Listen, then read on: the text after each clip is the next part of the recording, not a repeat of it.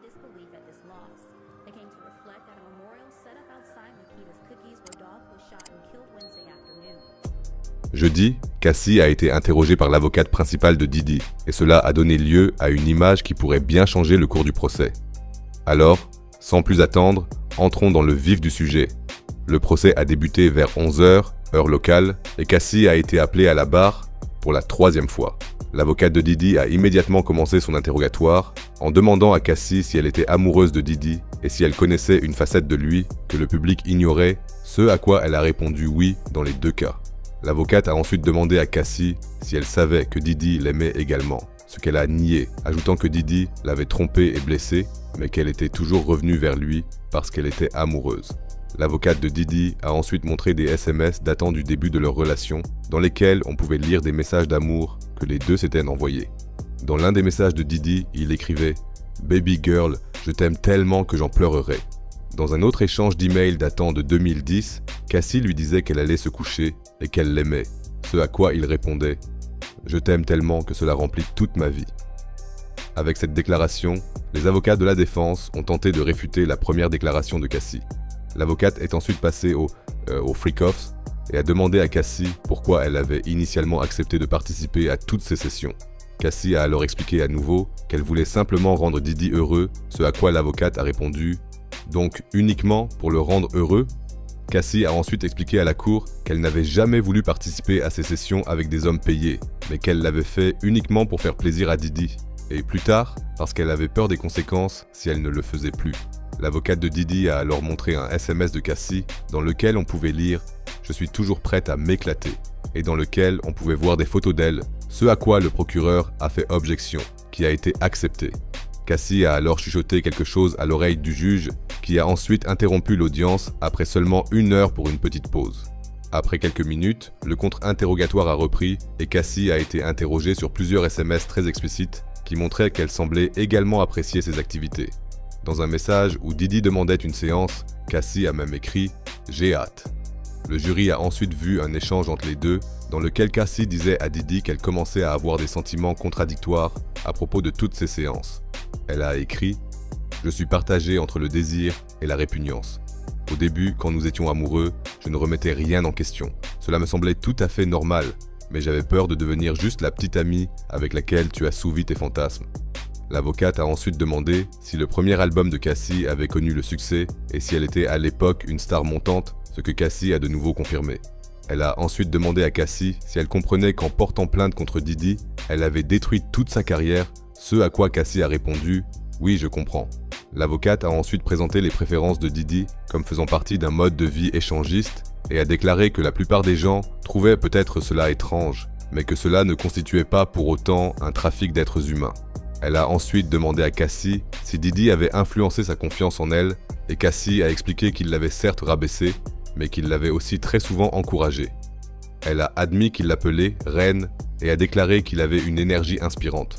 L'avocate lui a ensuite posé des questions sur les nombreux appels téléphoniques de Diddy, et Cassie a expliqué que cela arrivait souvent lorsqu'elle ne lui disait pas où elle était. « Peut-être qu'il pensait que je le trompais », a-t-elle déclaré, avant que le juge n'interrompe à nouveau l'audience à 12h30 pour une petite pause déjeuner. Après quoi, l'avocate de Diddy a annoncé qu'elle aurait besoin de plus d'une journée pour l'interrogatoire, ce qui a déplu au juge, car il avait été convenu que l'interrogatoire se déroulerait en 1 jour et demi, afin que Cassie, enceinte de plusieurs mois, ne doive pas rester plus longtemps au tribunal. À 13h20, le contre-interrogatoire a repris, et l'avocate a montré au jury d'autres messages de plus en plus explicites. Dans l'un d'eux, Cassie écrivait même « Je veux un FO maintenant, ha ha ha, je veux m'amuser. Si cela ne vous intéresse pas, ce n'est pas un problème. » Avec tous ces messages, la défense de Diddy cherche très probablement à prouver que toutes les sessions étaient consensuelles.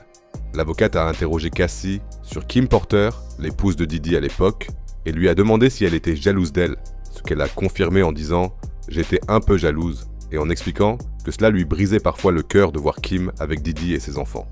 Elle a déclaré qu'il était vrai qu'elle voulait faire partie de sa famille, pas seulement être sa maîtresse. Le rappeur Kid Cudi a ensuite été mentionné et l'avocate a expliqué à la cour que Diddy avait en fait envoyé Cassie chez Kid Cudi pour qu'ils puissent travailler ensemble sur de la musique, ce que Cassie a confirmé devant le tribunal. Elle a toutefois ajouté qu'elle et Diddy faisaient une petite pause dans leur relation à l'époque, ce qui l'avait amené à avoir une liaison avec Kid Cudi. Lorsque Diddy l'a appris, il aurait perdu son sang-froid par jalousie et lui aurait donné un coup de pied dans le dos, ce qui l'aurait poussé à se réfugier chez ses parents pour se cacher de Diddy. Ils se seraient ensuite remis ensemble. Cependant, Diddy lui aurait régulièrement rappelé sa relation avec Kid Cudi afin de la rabaisser à chaque fois. L'avocate a ensuite abordé la relation de Cassie avec Michael B. Jordan et lui a demandé comment Diddy avait réagi.